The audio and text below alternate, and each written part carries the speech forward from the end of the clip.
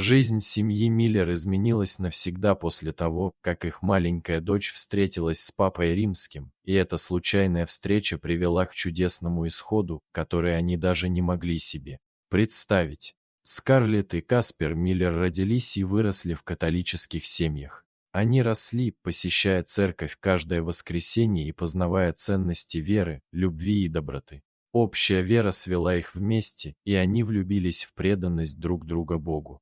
Они с самого начала знали, что их вера будет играть главную роль в их жизни, и взяли на себя обязательство воспитывать свою будущую семью в тех же традициях. Когда они узнали, что их драгоценная дочь борется с редким заболеванием крови и опухолью, их вера не ослабла. Они не теряли надежды, что Бог ответит на их молитвы и исцелит ее. Фрэнк, агент ФБР, случайно встретился со Скарлетт и Каспером в их местной церкви. Они быстро подружились, их объединила общая вера и стремление помогать другим. Когда Фрэнк был выбран в состав охраны Папы Римского, он понял, что хочет сделать для своих друзей что-то особенное. Новость о визите Папы Франциска в их город распространилась как лесной пожар, и город кипел от волнения. Папа должен был посетить Всемирную встречу семей, которая стала важным событием для католиков всего мира. Это было время, когда семьи собирались вместе и отмечали важность брака и семейной жизни. Для жителей Филадельфии визит папы стал возможностью раз в жизни лично увидеть духовного лидера своей веры. Фрэнк не понаслышке знал, с какими трудностями столкнулись Скарлетт и Каспер из-за редкого заболевания крови и опухоли их дочери Кейт, и понимал, как много для них может значить благословение папы. Он знал, что должен сделать все возможное, чтобы устроить для них эту встречу. Для Скарлетт и Каспера встреча с папой была не просто делом случая.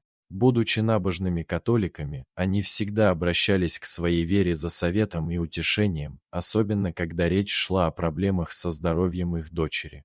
Поэтому, когда распространилась новость о том, что папа Франциск планирует посетить Филадельфию, они не могли не почувствовать проблеск надежды. Они слышали бесчисленные истории о целительных способностях папы и верили, что встреча с ним может изменить жизнь их дочери. Поэтому, когда они узнали, что их друг Фрэнк был выбран в качестве охранника, они надеялись, что он сможет передать им благословение папы.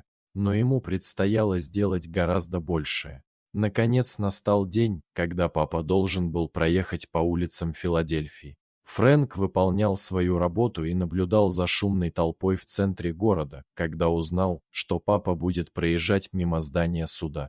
Он знал, что именно в этот момент его друзья, Скарлетт и Каспер, должны быть там, чтобы встретить его. Не раздумывая, он достал телефон и набрал их номер. В его голосе звучали настоятельная необходимость и убежденность, поскольку он знал, что для их малышки Кейт это может быть шанс, который выпадает раз в жизни. С волнением и опасениями Скарлетт и Каспер прислушались к призыву Фрэнка и быстро добрались до центра Филадельфии. Его сострадание и готовность пойти на большее ради своих друзей окажут неизгладимое влияние на их семью. Фрэнк с нетерпением ждал приезда своих друзей. Однако из-за большого количества людей в центре города семья понимала, что шансы на встречу невелики. Поначалу они сомневались в этой идее, опасаясь, что многолюдная обстановка может ухудшить и без того ослабленную иммунную систему Кейт. Когда семья прибыла на место, Фрэнк быстро провел их к специальному месту, где они могли мельком увидеть папу. В воздухе витало волнение от ожидания, и Фрэнк видел беспокойство на лицах Скарлетт и Каспера.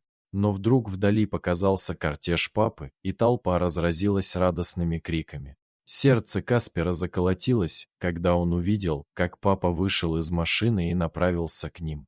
Он знал, что этот момент они никогда не смогут забыть. По мере приближения папы семья затаила дыхание, надеясь на возможность встретиться с ним. Шум и суета центра Филадельфии внезапно прекратились, когда Каспер поднял в воздух свою драгоценную дочурку Кейт.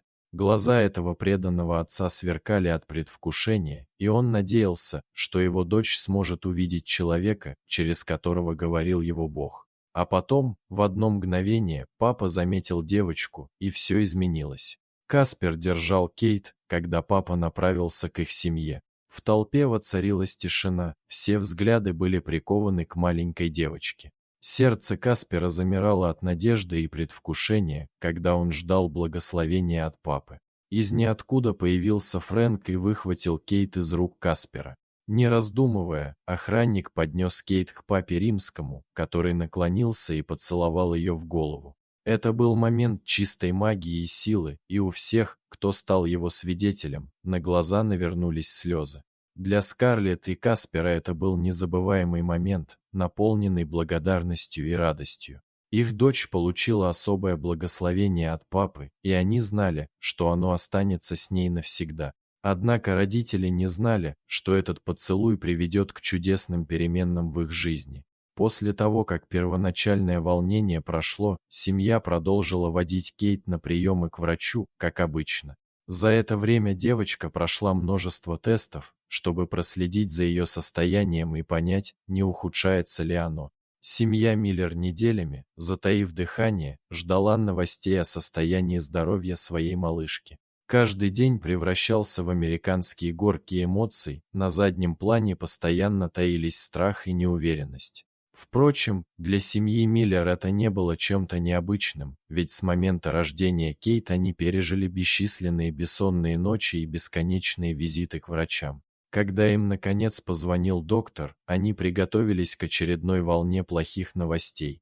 Но когда он заговорил, его голос был спокойным и ровным, и он передал сообщение, которое казалось слишком хорошим, чтобы быть правдой. Через 6 недель после того, как их дочь благословил Папа Римский, родители обнаружили нечто удивительное. Опухоль Кейт значительно уменьшилась, и у врачей не было никакого логического объяснения этому чуду.